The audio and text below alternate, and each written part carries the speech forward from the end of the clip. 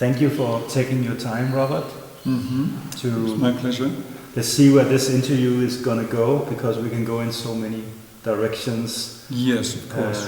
I'm sitting here with tons of books on this table, all of them written by you. You have 25 books written? At least, yes. Yeah. Yes. About journals, etc. And so you've been touching upon a wide range of topics. Could you mention just quickly a little bit about your background and who you are and what you've been diving into in your life? Yes, well, originally I'm from England. I was born in the town of Reading, west of London, about 1 hour west of London. And then I studied mathematics at university in the south of England, University of Sussex, which is near the town of Brighton, which is a coastal town, a resort town, very nice place. And then I was teaching mathematics after I graduated. I was teaching mathematics at what is now called Brighton University. At that time it was called Brighton Polytechnic. And during that time I began my PhD work on the history of the zodiac. And it was really a matter of interest to me to find out when was who and how the first scientific definition of the zodiac came about. And this zodiac is the Western zodiac, or is it all because we've been talking before, and it sounds to me like you know quite a lot about the Indian zodiacs, and Chinese, and you're all over the place. So your research was not just on the Western zodiac, right? No, and I mean I've traced in this. This is the book of my PhD thesis, just called History of the Zodiac, and I was very fortunate. I was able to submit my thesis at the Polish Academy of Sciences in Warsaw, the Institute for History of Astronomy there, and I was able to do that without having to have residential requirements, which is what usually is the case at most universities when you do a PhD. So that was very fortunate, and I completed this in the year 2004, and then in early 2005 I received my PhD thesis. And back in those days, did you study any other things, Oh, yes. I mean, I started this work in 1974. That was when I began my research on the history of the zodiac. So it was a 30-year-long project. When it was like a kind of archaeological investigation. And what most people interested in astrology in the West don't realize is that there was a whole form of astrology that was developed by the Babylonians, and where they used a completely different zodiac from what is used by astrologers in the West at the present time. And so the Babylonians are who, and how long time ago did they exist? Well, of course, the Babylonian culture existed for a very long time, but they were the first culture really to practice making exact observations of the stars and the planets.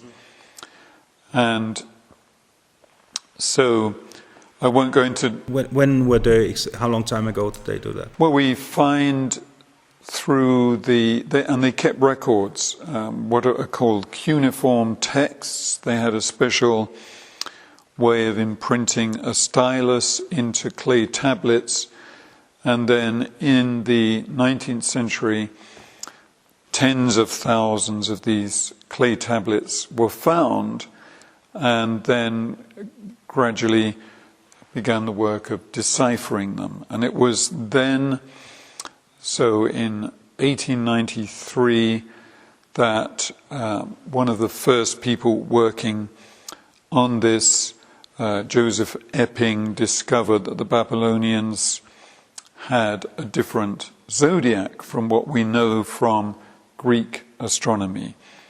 So the Babylonians had their zodiac, which was the original form of the zodiac, we could say the primal zodiac, in its scientific definition, from about 500 years before Christ, and then through Greek astronomers who knew about the existence of the zodiac, they came up with their own definition, which is what superseded in the West the Babylonian zodiac. So it was only at the end of the 19th century, beginning of the 20th century, that knowledge of the Babylonian zodiac began to come into the West. And so that's the Sumerian clay tablets, or? The Sumerian was the preceding culture to the Babylonian. Okay. Yeah. And so would you say that what is called Jyotish astrology from India and Chinese astrology from India, that is younger science than the Babylonians, or did it exist before that or after, or? Well, Chinese star wisdom is very, very ancient and has a completely different background. I don't go into this in my thesis. Okay. It's completely different images of the constellations than what we know in astronomy. And so I've left that out of account. That would have just been too complicated. So I restricted my attention to the original Babylonian definition of the zodiac and how this became transmitted to Egypt, to Greece, to Rome, and all the way to India. In India, they had their own very ancient division of the starry heavens into what they call lunar mansions, or the Sanskrit word nakshatras. And then when the zodiac became transmitted from Alexandria to India round about the 2nd century after Christ, then the system of nakshatras became incorporated into the zodiac. So that's what we find in the Hindu astrology or Vedic astrology. But the Babylonian was the original. Okay. And so just to make it clear for people who are listening, we have astronomy and then we have astrology. Could you explain a little bit about the difference between the two? Yes. Well, astronomy, as the name indicates, is originally about the naming of the stars and then describing the physical structure of the universe around us, everything to do with the physical location of stars and relationship to the Earth, astronomical systems which describe the movements of the planets. And astrology is about we could say, the more subtle connection of the human being with the starry heavens. Mm-hmm. More subtle, that is, in terms of possible influences. Mm-hmm. Of course, astronomers tend to completely reject this idea of there being influences from the starry heavens. Mm-hmm. But I think if we just consider the influence of the sun is obviously overwhelming for the whole of nature. Yeah. So clearly we can speak of an influence of the sun. Yeah. Which is a star? The sun is a star. So why would other stars not have tremendous effect on us as well? Exactly. And the moon is affecting us. The moon, yes, and the phases of the moon work on the tides. It's clear that there is that there are influences, and this was one of the themes that really interested me to explore, and which I did in I wrote 2 volumes, Hermetic Astrology, in which I undertook a scientific investigation regarding the question of the influences of the starry heavens. And it's in these 2 volumes that what does Hermetic mean? Yes, this Hermetic comes from the Egyptian tradition, which goes back to one of the great teachers of ancient Egypt, Hermes, who with him is associated the expression "as above, so below," which is, say, the entire principle of astrology. That there, just as there are the stars above, that there are corresponding effects here on the earth below. So when we say the universe is truly within, it's actually literally, it is really within. Exactly, yeah. That there are correspondences within the human being to what we can observe around us in the starry heavens. And so that was what I went into in these 2 volumes.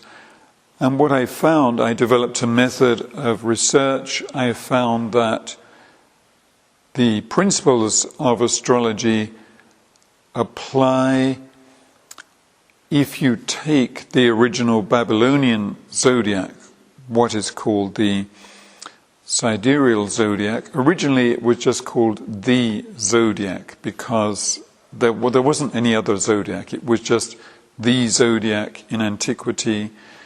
And then when, through Greek astronomy, an alternative definition of the zodiac was introduced, what is now used by the majority of astrologers in the West and is based on the cycle of the year, is no longer relating to the starry heavens.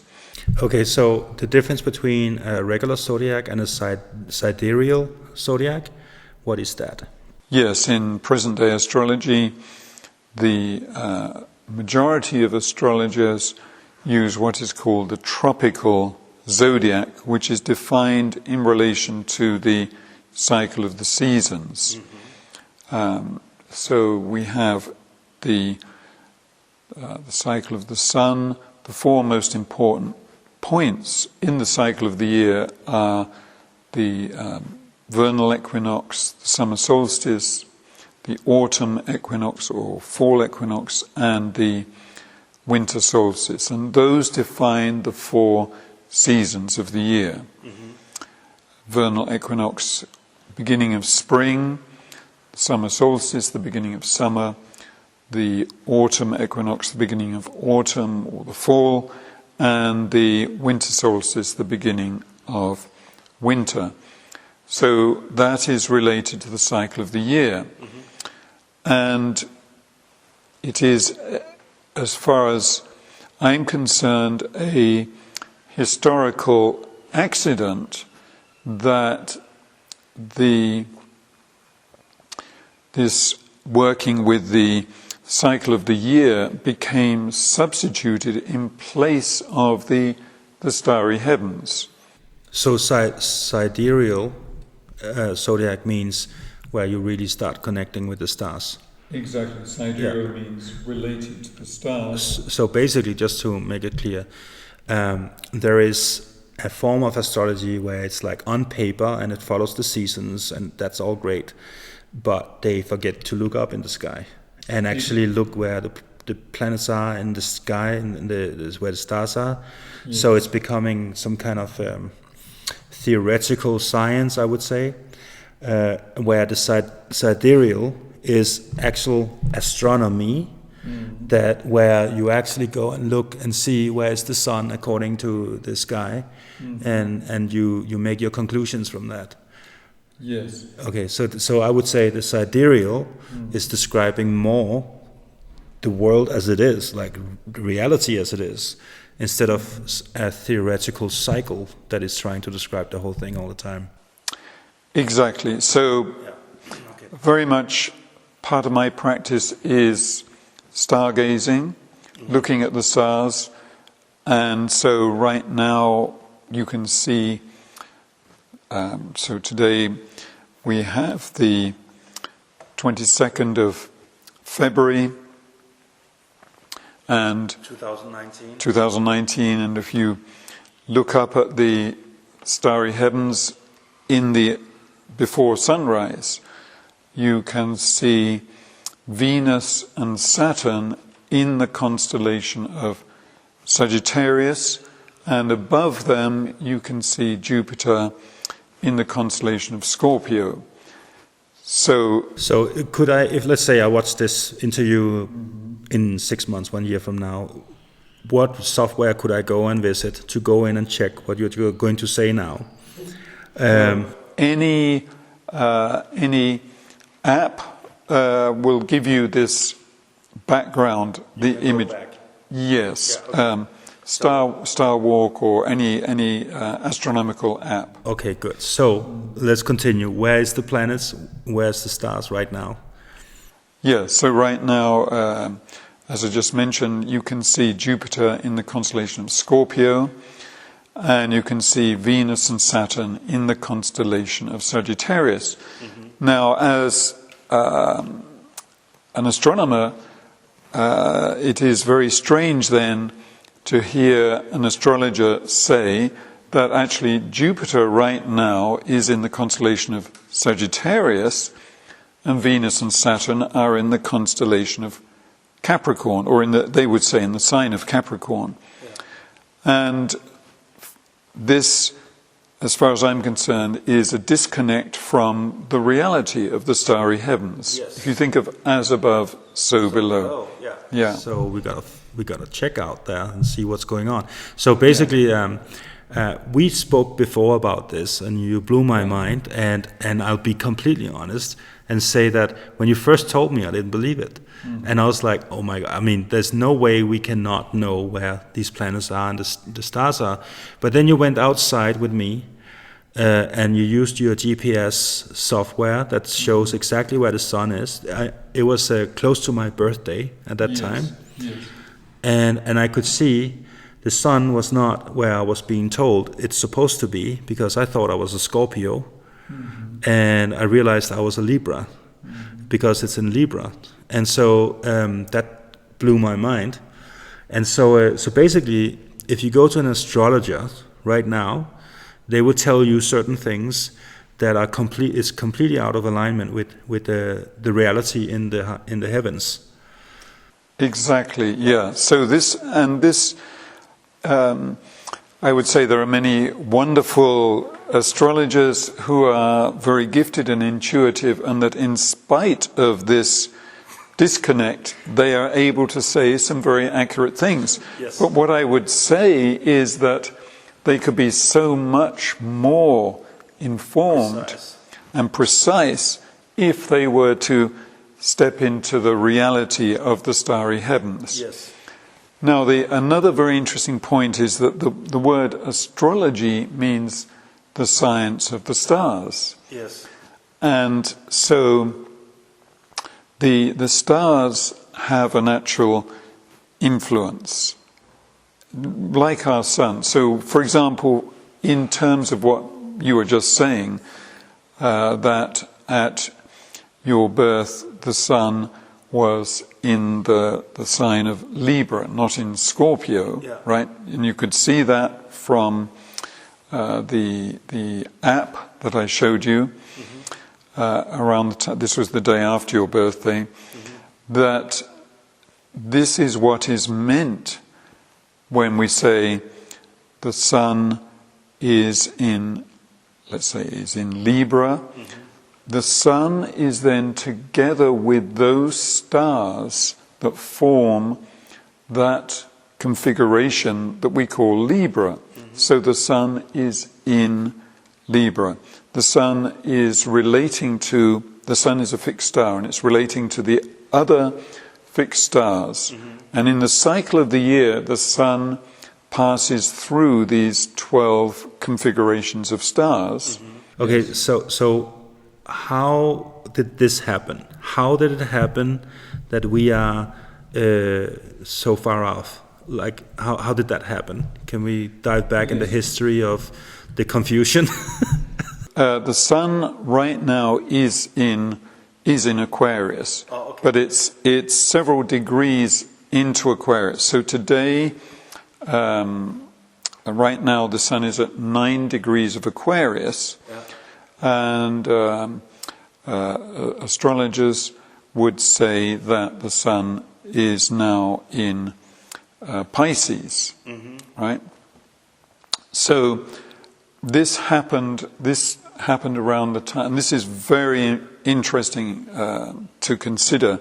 This happened at the time of the Greek astronomer Claudius Ptolemy, who was an astronomer who lived in Alexandria, Egypt, but he was interested also in astrology, but more from an academic point of view. In his book, Tetrabiblos, about astrology, he doesn't give any horoscopes there, but he does talk about the stars.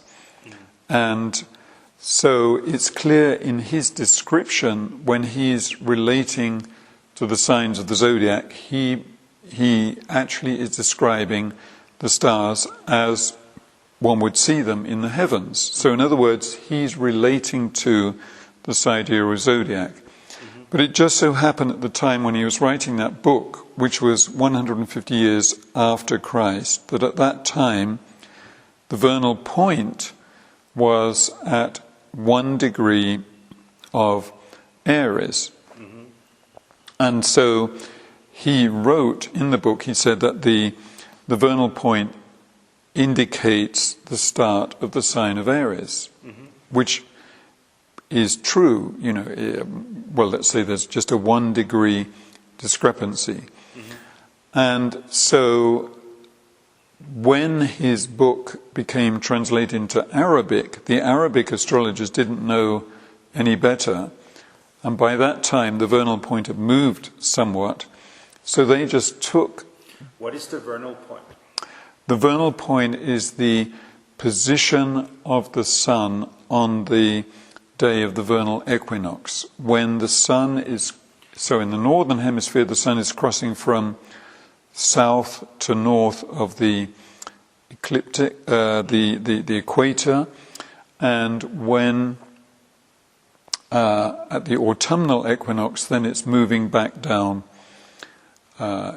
talking from the standpoint of the northern hemisphere, from the north to south. And equinox means equal nights. In other words, the day and night are each 12 hours long. Yeah. And so the vernal point is changing. What is it exactly that makes it change? Right.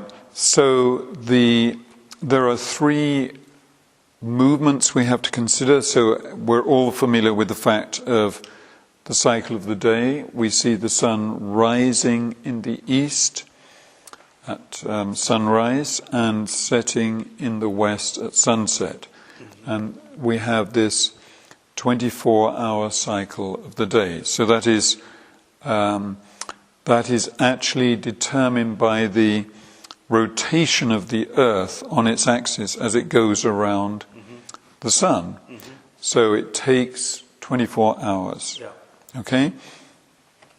Then we have the cycle of the sun, the relationship between the Earth and the sun in the cycle of the year, because it takes the Earth 1 year to make 1 rotation around the sun. So from the Earth looking at the sun, that is how we see this changing relationship with the background of the zodiacal constellations in the cycle of the year. Yeah. Okay. So that's the second movement? That's the second, but there is a third movement because the Earth, as it is moving around the Sun, is also making a very slight adjustment each year, very slight adjustment in terms of its relationship with this background of the starry heavens. And this adjustment only becomes visible over an extended period of time. It's a movement of 1 degree in 72 years, and that is what is called the precession of the equinoxes. Okay. So right now, since the time of Ptolemy, as I mentioned, at that time the vernal point was at 1 degree of Aries. Now the vernal point is at 5 degrees of Pisces. Mm-hmm. So we have a shift back. That's why that we have the term precession. It's a backward shift. Okay. So is that what some people are calling the wobble Yes. of the Earth? So basically there's this, you can draw a line in the center of the Earth, and then that actually is rotating slowly and have this wobble, which is taking 72 years to just move 1 degree. Exactly. Yeah. Okay, so this wobble is actually making things different every 72 years, or actually all the time, but it's changing. And so that wobble is moving through the zodiac, right? Yes, it shows up in 2 different ways. On the one hand, the zodiacal background of the vernal point is changing by 1 degree every 72 years. So as I mentioned, from the time of Christ, when the zodiacal background on the day of the vernal equinox was in Aries, now it is it was at that time near the beginning of Aries, and now it's near the beginning of Pisces. Yeah. But we also observe this wobble effect in terms of the Earth's axis, the direction it's pointing. Mm-hmm. So right now, if we take through the North Pole and continue that axis of the Earth up to the starry heavens, we come very close to the star Polaris, which we call the pole star. Mm-hmm. Now, if we go back to ancient Egypt, let's say we go back 2,000 years before Christ, then that was not pointing to the pole star, it was pointing to a star in the constellation of Draco, the dragon, the star Thuban. So at that time, Thuban was the pole star. Now, in about 7,000 years' time, a little over 7,000 years' time, the pole star will be Deneb, which is the tail of the swan or the head of the Northern Cross, depending on how you look at that constellation. And around about 12,000 years' time, the pole star will be the star Vega. So we see this also in this shift, this changing of the pole star.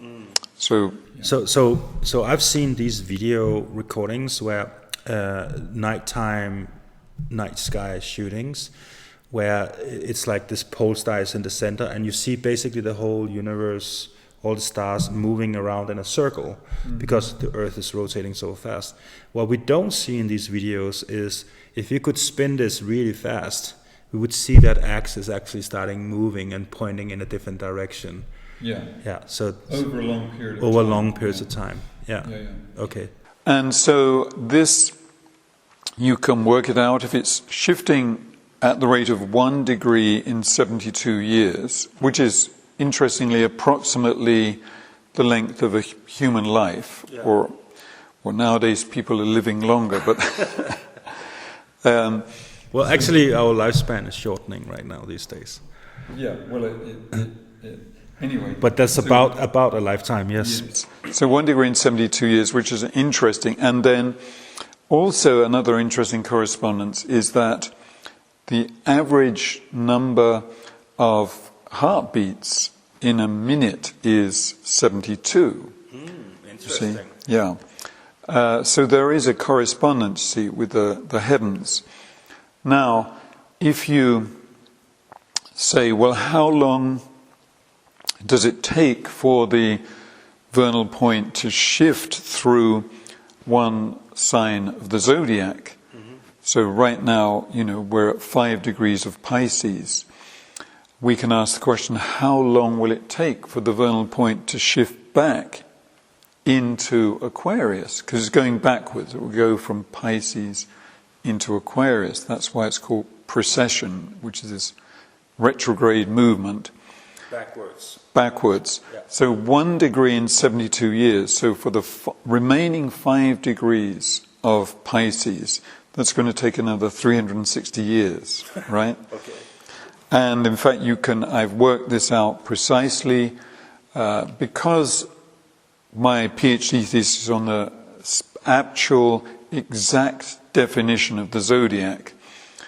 Then one can see that the vernal point will enter Aquarius. That means it will go from 0 degrees Pisces to, let's say, 30 degrees of Aquarius in the year 2375. You can work this out exactly. That will be the start of the age of Aquarius. Okay. And so then for the precession through Aquarius, this 30 degree sign, 30 times 72 is 2,160 years. For one One, constellation. yes, so that's called one, that would be a zodiacal age. So we're still in the age of Pisces, we're moving towards the age of Aquarius, then we'll come into the age of Capricorn. We go back to the time of Christ, we're in the age of Aries, and before that, with the Egyptians, the Babylonians, we were in the age of Taurus, and so on. So now this is then very interesting to consider as having to do with evolution, the evolution of culture. And that is a theme that I have explored in great detail. And what I've been able to see is that there are always a sequence of 7 cultures. So 7 times 2,160 is 15,120 years. So that is a period of 7, this is a great age. So 7 cultures within one constellation. No, that would be 7 constellations. 7. One culture, 7 constellations? I'm confused. One culture lasts for a zodiacal age. Oh, okay. A zodiacal age lasts for 2,160 years. Okay. So 7 times that is 15,120 years. Okay. Yeah. And so what I found is that you can actually look at you can go back into earlier periods of time. So if we read Plato, for example, we find that there used to be a great continent called Atlantis in the region where there is now the Atlantic Ocean. And on that continent there were 7 cultures, 7 different cultures corresponding to the 7 zodiacal ages during which this let's call it Atlantean civilization flourished. Now we are in a period, Atlantis was destroyed by the Great Flood. That is also described in the Bible with Noah's Ark, this great flood. And then began a new cycle of culture.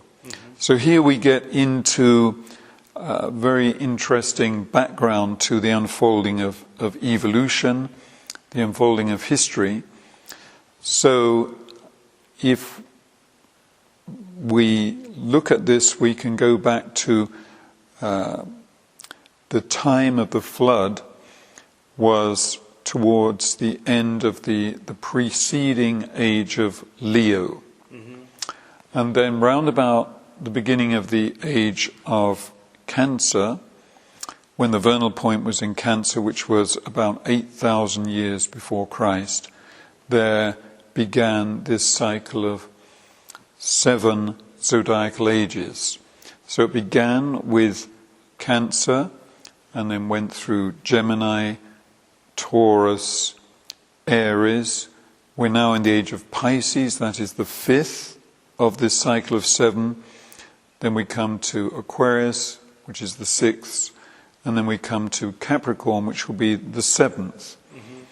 And then there will be, after that, a whole new cycle that will begin. Okay. Has this anything to do with what is called the root races?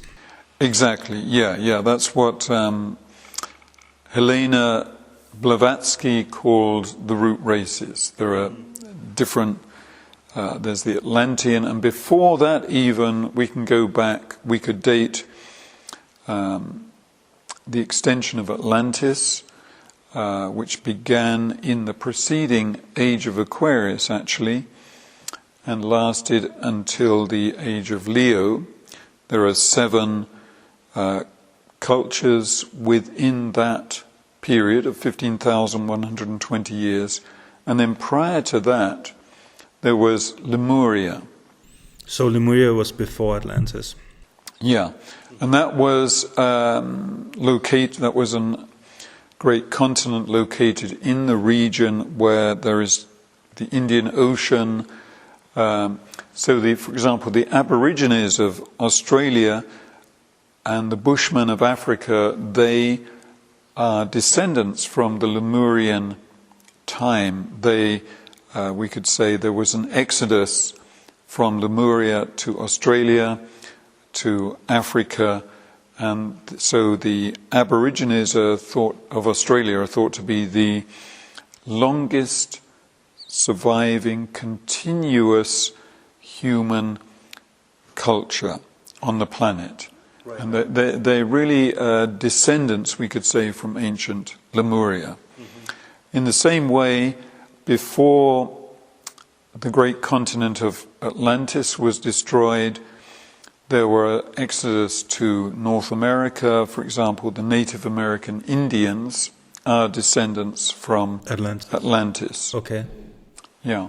And then when we read about Noah's Ark, there's obviously an exodus. Noah was somebody who was very spiritually enlightened, knew something terrible was coming, and left Atlantis, constructed this ark, and took his disciples with him. And there are different ideas about where he went, but what I'm inclined to agree with is that he went to the region of what is now called the Gobi Desert, northern China, south of Mongolia, that region which is now a desert region, but which at that time was actually flourishing, and that he had a community there, and he had in particular 7 disciples who he had taken with him from Atlantis, who then came down into northern India, and they are the ones who are called the 7 holy rishis, who were the founders of the ancient Indian culture, which was the first culture after the destruction of Atlantis, containing this incredible wisdom that we find in the Vedas and ancient Hindu texts.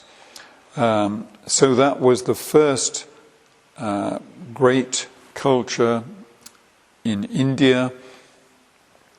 And in the Hindu tradition, they speak of the great teacher of the seven holy rishis they call the Manu.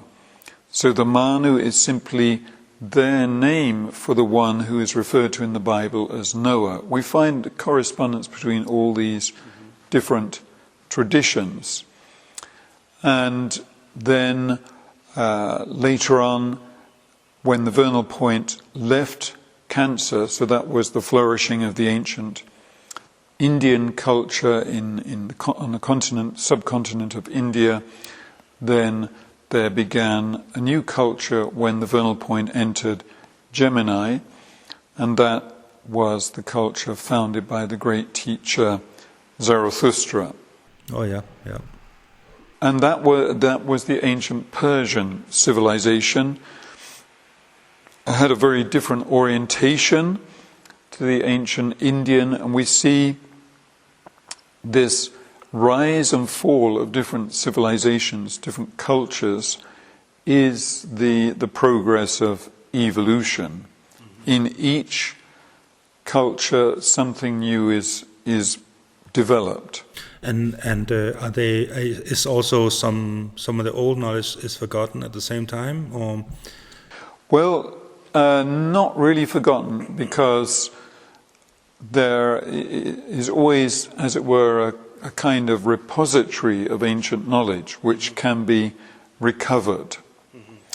And there are people who are very gifted in this respect, and through a combination of methods are able to recover the ancient knowledge. So is that the Akashic records? That is one of the ways, yeah. Yeah, okay. Yeah. So what is interesting with Zarathustra is that he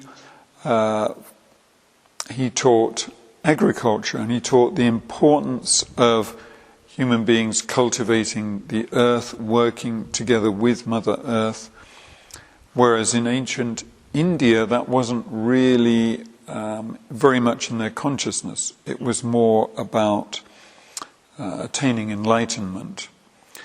So this was a necessary step with Zarathustra and the ancient Persian civilization, that we start to become acquainted with the earth. And this was taken a stage further when the vernal point entered Taurus. So we then had a new zodiacal age, and there we have the thriving of the Egyptian and the Babylonian, the Sumerian, Babylonian cultures, and the beginning of these building of these monumental structures like the Great Pyramid. Mm-hmm. And so when we say we enter Taurus and that civilization starts flourishing, can you, as an astrologer and astronomer, recognize the specific energetic fingerprints of that particular energy? Can you recognize that in the civilizations? Yes. Well, when we think of Taurus, we think of the bull, and the bull has a massive body, but it also has the horns which reach up and actually are like antenna for the influences coming down from the starry heavens. That's exactly what we have if we think of the pyramids of Egypt, the ziggurats of Babylon. These are monumental structures which are on the one hand connected with the earth and on the other hand reaching up to the stars. And various other ways as well that we can see development. So in particular with the Egyptians, the Babylonians, we have much more the development of the feeling life. And then when the vernal point entered Aries, we see the arising of the Greek and the Roman civilizations, the development of the thought life. We think of Greek philosophy, This was completely new development, which wasn't existing before in the Egyptian. So the very mental aspect, like thinking and logic thinking, all that stuff. Yes, the birth of logic. We think of Plato, Aristotle, and this, of course, was a very necessary development. The development of our thinking ability, which enables us to come to understand and develop science, for example, and all the things that our modern civilization have developed have come about through the development of our mental faculties. So we see how each culture develops something new. And so we're still in that mental age now. Well, what is new about our age of Pisces is what we could call the development of exact scientific observation and measurement, which was hardly developed in the Greek or the Roman cultures. We can see, for example, there began the voyages of exploration to discover the whole earth. The Greeks and the Romans didn't have that ability, and then we think of all the things that we have developed in this age of Pisces, this age of modern science, through coming to understand the scientific structure of the earth, all the different units of, the chemical tables, the astronomical structure of the universe, and we have a completely new awareness which the Greeks and the Romans didn't have. And so where are we going in the future? What is the next evolution? The next step is to develop into spiritual consciousness. So if we go back... About time, I would say. Yes. This is exactly right. That this is really the very important next step. And so we have to begin to understand that we have a spiritual relationship with the cosmos. Mm-hmm. And that is what my life's work is really about. Mm-hmm. And so I would just mention this book, Astrogeographia, written together with a friend who's a mathematician, David Bowden. It's called Correspondences Between the Stars and Earthly Locations. Okay. And the starting point for this research was looking at the Great Pyramid. So in the year 2006, I led a group to Egypt. And while preparing for this in the year 2005, I came to realize that the Great Pyramid has incorporated into it an imprint which relates it to a particular star, which is the star Alnilam, which is in the belt, one of the three stars in the Belt of Orion. So when we look up at the constellation of Orion and we see the three stars marking the Belt of Orion, then those three stars point to the brightest star, which is the star Sirius. Now the star of the three stars in the Belt of Orion that is closest to Sirius is the star Alnilam. And the interesting thing is that at the time the Great Pyramid was built, we speak of the Pharaoh Cheops, Khufu, as the Egyptians would say, the builder of this temple, who lived about 2,500 years before Christ. And you can calculate back and see that so there is in the Great Pyramid what are referred to as air shafts, and these are actually star shafts. They're pointing to different stars.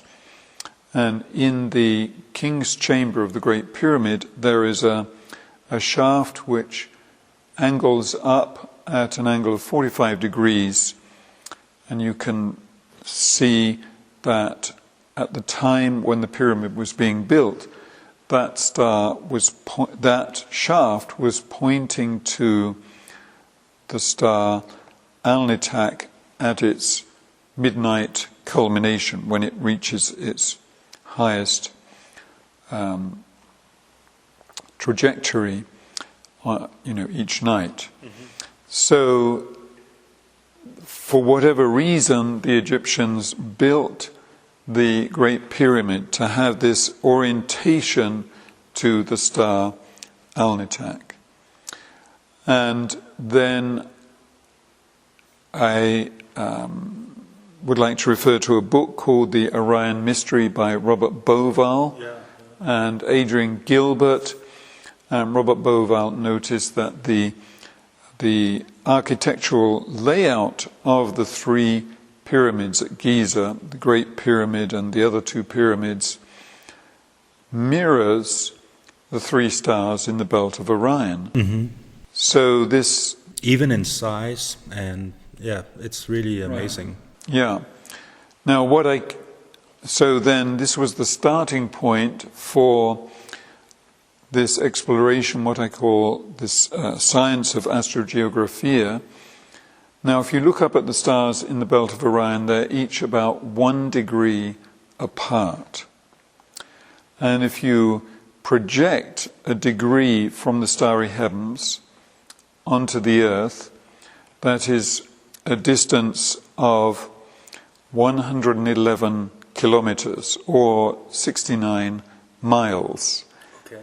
Yeah, so it's obviously impossible that the three pyramids at Giza, because they're fairly close together, they're not that distance apart. So what I discovered is that with the Great Pyramid, which was the first of the three pyramids to be built, this is an actual correspondence with the star Alnitak. And with the other two pyramids, it is a symbolic correspondence. Ah, yeah. So that if you take the middle star of the Belt of Orion, that is the star Alnilam, which is, by the way, the most powerful first magnitude star that we can see with the naked eye in terms of its intrinsic luminosity. It's many thousands of times more powerful than our sun.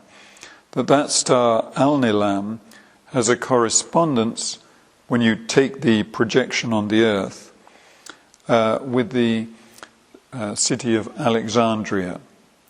Now, just as with the Great Pyramid, we have one of the seven wonders of the ancient world. So with the city of Alexandria, there was located there the Pharos Lighthouse, which is one of the seven wonders of the ancient world. And lighthouse has this quality of emitting light.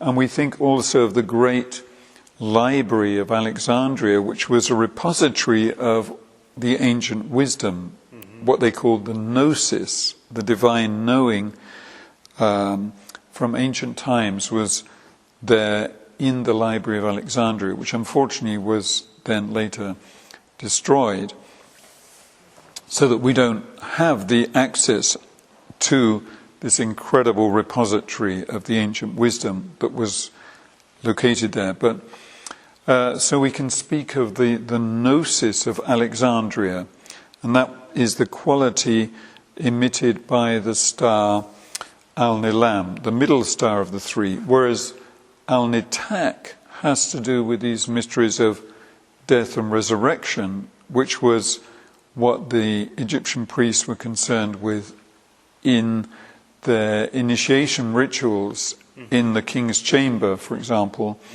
where there's a sarcophagus. I can't go into detail now about these initiation rituals, but definitely they were obsessed about death and life and resurrection. Death and resurrection, yeah. Yeah.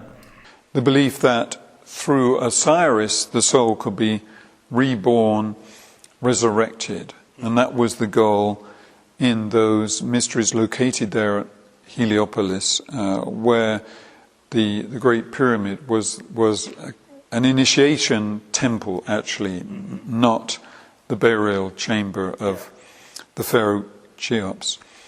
So, and then I discovered that a third one of the great 7 wonders of the ancient world, the Temple of Ephesus. Ephesus in what is now Turkey, but what was for centuries part of the Greek Empire, Ephesus, which was this great temple that was dedicated to Artemis of Ephesus, the goddess Artemis of Ephesus, and that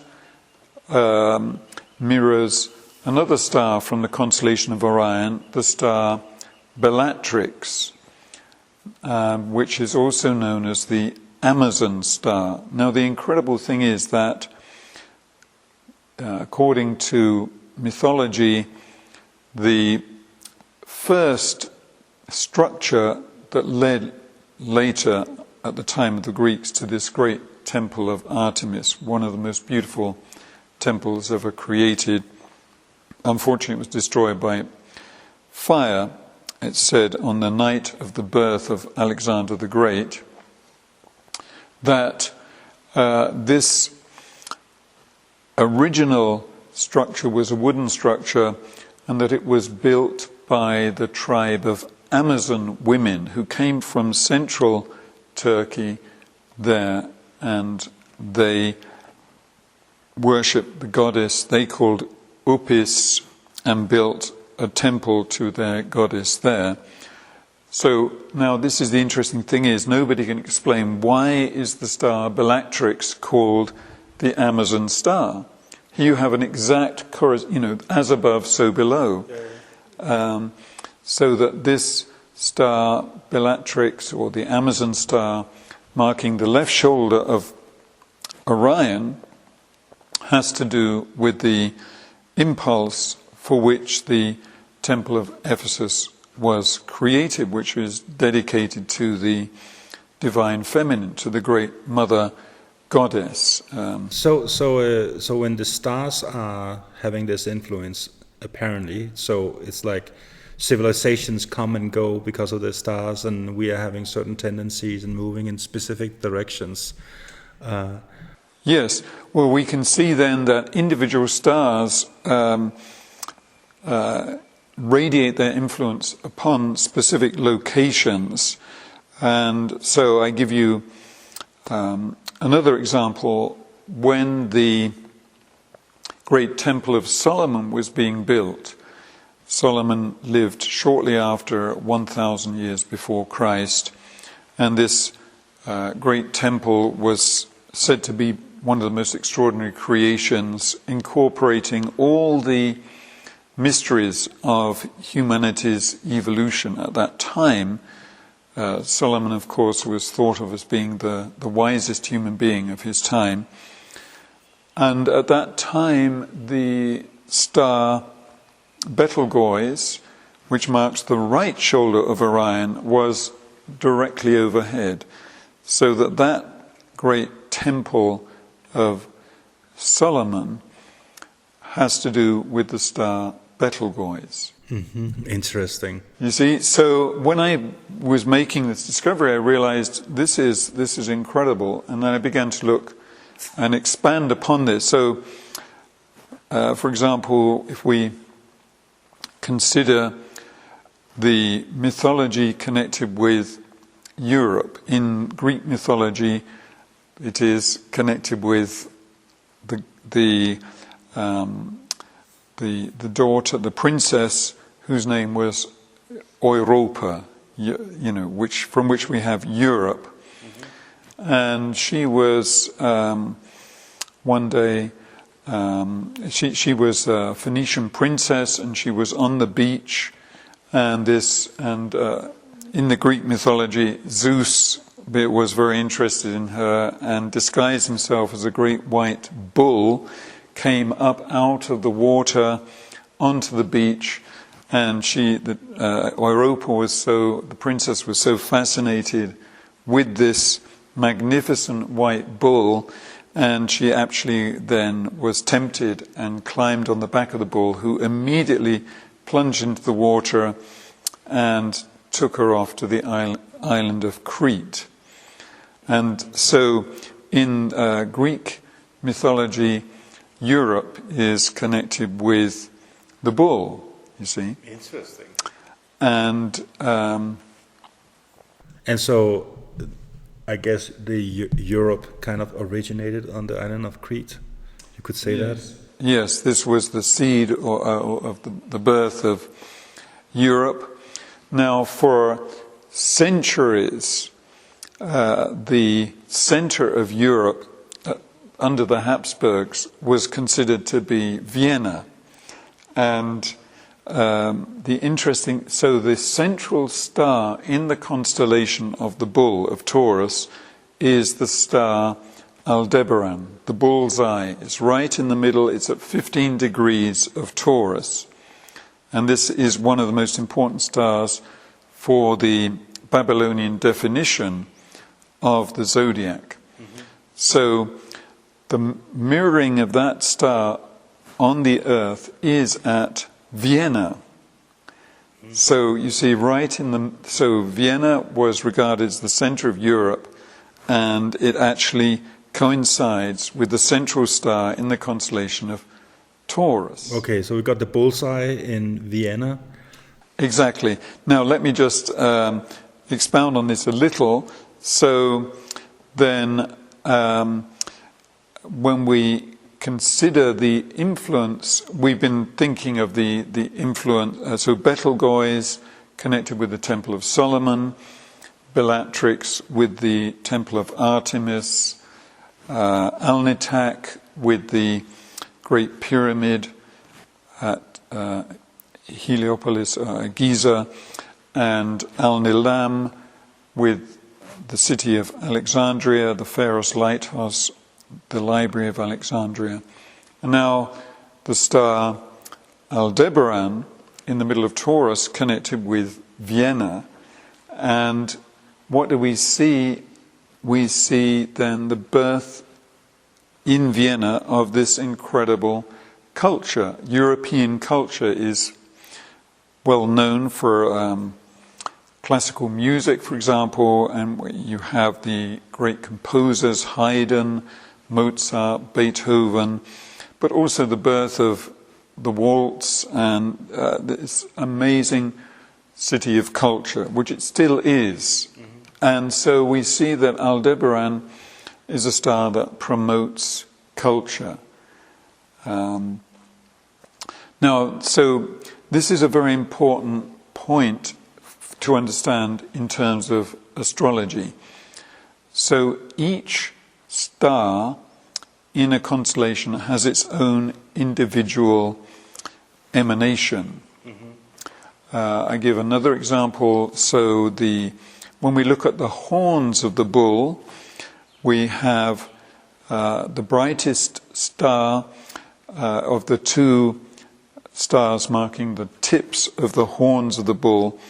There is the star El Nath and the star Al-Heka. And El-Nath is the second brightest star after Aldebaran in the constellation of Taurus. And the mirroring, the projection according to Astrogeographia of the star El-Nath upon the Earth coincides with St. Petersburg in Russia. And this also is a city of an incredible culture, which forms a bridge actually between the Slavic world with the European world. And that was the idea of Peter the Great when he founded St. Petersburg in the year 1703, and in this rather difficult location, but he was drawn there, you see. And so in this way we can come to see how individual stars have their emanation and actually sow seeds upon the earth. I'll take another example, and that is in England we have the town of Glastonbury, which is famous as a New Age centre. But it is also famous from antiquity, supposedly as the town to which Joseph of Arimathea came.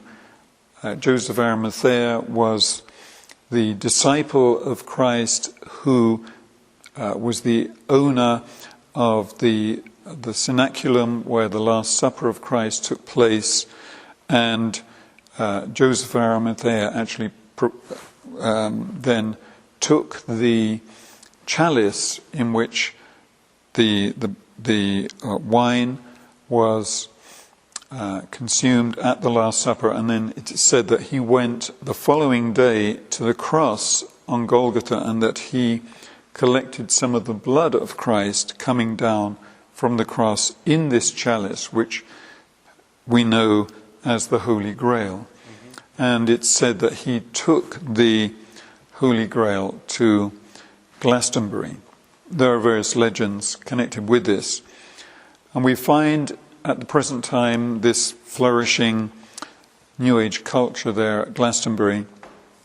And that actually is mirroring in astrogeographia the star Botine in the constellation of Aries. Now, Aries, you see, the United Kingdom comes under Aries, and so is different actually from the continent of Europe, which comes under Taurus. Oh, interesting. See, so this is the background for Brexit, Okay. Now things start making sense. Yes. Politically these days.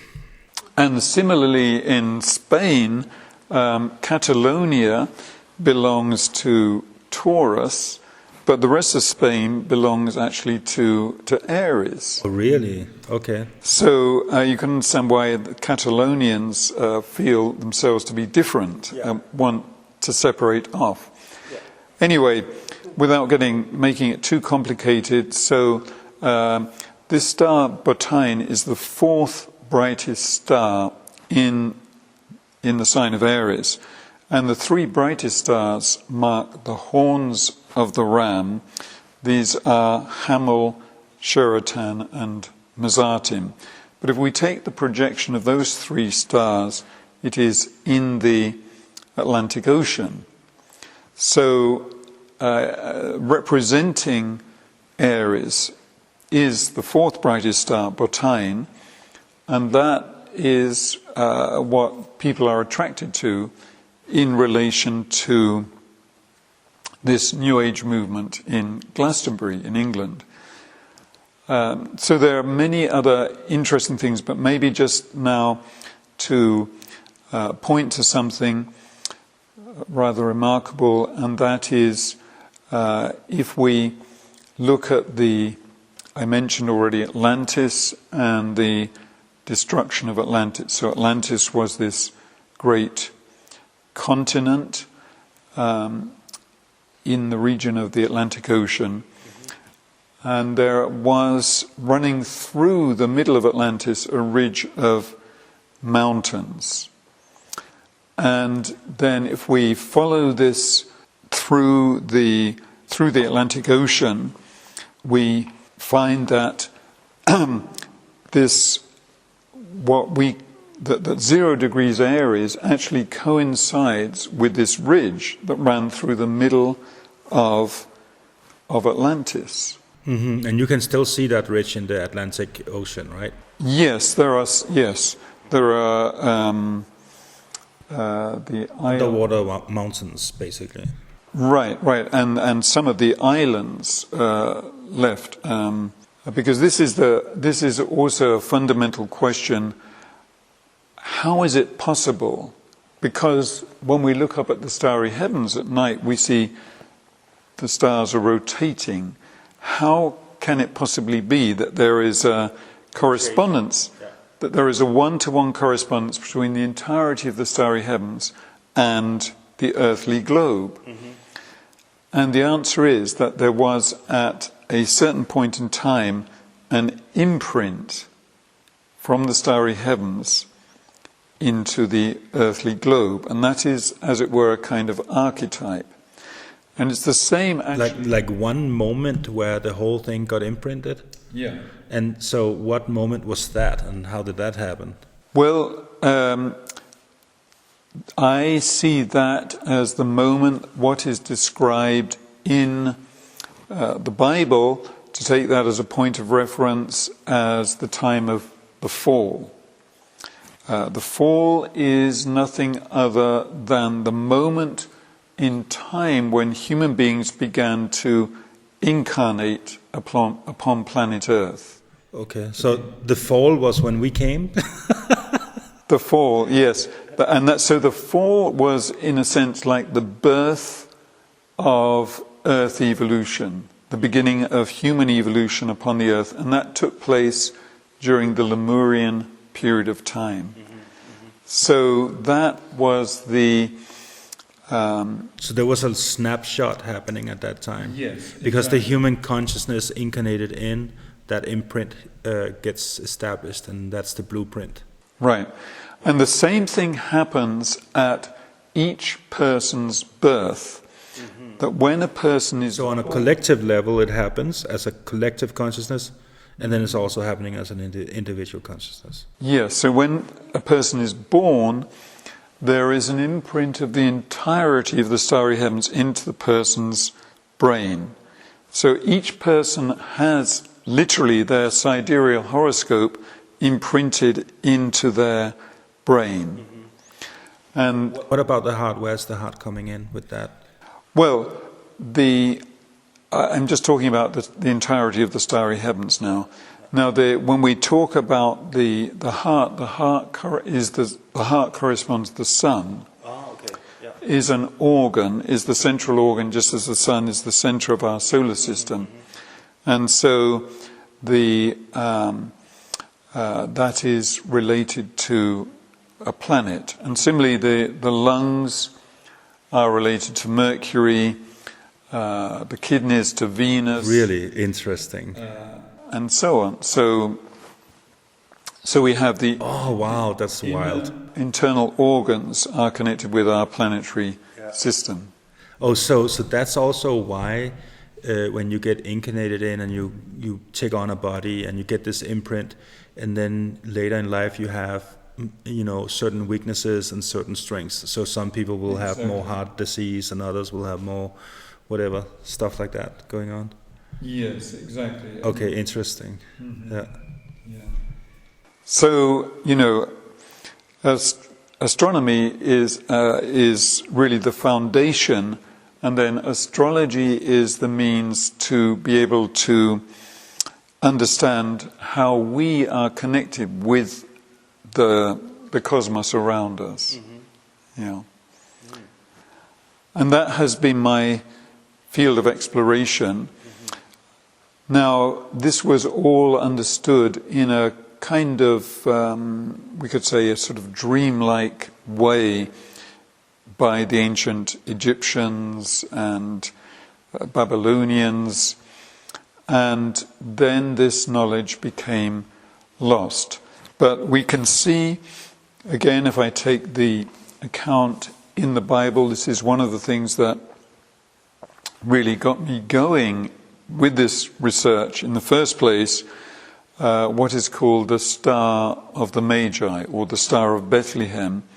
I had the question, what was that? What was it that the three wise men saw in the heavens that led them to the birth of Jesus. And so one of my books is about the Star of the Magi. And what I came to is that there was a specific starry configuration having to do with the planets Jupiter and Saturn and Mars. In fact, my research confirms the research of the German astronomer Johannes Kepler, who we know of as the discoverer of the laws of planetary movement, the three laws defining the movements of the planets around the sun. And he had the idea that that the birth of Jesus took place when there was this conjunction of or very close proximity to one another of Jupiter and Saturn and Mars, which he dated to the month of March in the year 6 BC. And I was able to confirm that and actually find the precise date, which was the evening of March the 5th in the year 6 BC. So, in other words, my work confirmed what Kepler had intuited. He had intuited that from seeing a conjunction of Saturn, Jupiter and Mars in the heavens at the same time as a new star appeared in the constellation of Ophiuchus. And through that inspiration then he undertook this research and came to this conclusion, but he wasn't able to find the exact date. So using a particular method I was able to find the exact date. What I came to then is that the three magi were perhaps the last representatives of the ancient star wisdom, and that they were guided by the stars to be able to actually come to the birth of Jesus. So there's a much larger story to this, but it's too complicated to go into right now, but perhaps that could be another time. I can go into this mystery of the Star of the Magi. So in order to round this off now, we began looking at the precession of the equinoxes and the arising of these different civilizations. Yeah. And so what we find is that in terms of the unfolding of these zodiacal ages, that each age produces the flourishing of a culture at a particular geographical location. So we go back to the age of Cancer for the ancient Indian culture, the ancient Hindu culture, and interestingly, we find that region of the globe comes under the constellation of Cancer. And then we move further westward, we come then to ancient Persia. I mentioned Zarathustra as the great teacher of that ancient civilization which flourished in the age of Gemini. And this was a period of having this consciousness of polarity. When we think of Gemini, the twins, we have the heavenly twin and the earthly twin. So Zarathustra himself taught about our connection with the sun on the one hand and with the earth on the other hand. So this polarity of heaven and earth. And then we come into further movement to the west, the civilization of Egypt, and this connection with the constellation of Taurus being mirrored. We think of Orion, and there's much more I could say about this. Obviously, it's a very complex theme, but here we have the beginning in the age of Taurus of the development of our sentient life, our feeling life in a much more refined way. And then coming into the age of Aries, Aries is connected with the head, and we have here the development of our thinking ability. Mm-hmm. Do you see any, since now you have this capacity of reading the map of the Earth, kind of, can you look into the future and see where the next great civilization is going to come? Yes. So just to hold that we have in the age of Aries the birth of the Greek and Roman cultures and the development of philosophy, thinking, and so on. And we think of Aries, the force of the head. Now, then we have this tremendous transition to Pisces. The feet are connected with Pisces, and that is then when this exploration of the earth began. What we have now, we have really, our modern civilization has explored practically every square mile, every square kilometre of planet Earth. So this is the Piscean drive to know the Earth in her fullness and complexity. But unfortunately also the tendency, through the development of business, the business world, and the profit principle of actually plundering the resources of the earth. This is a tragedy for Mother Earth, and that is why we need this awakening now to the spiritual dimension.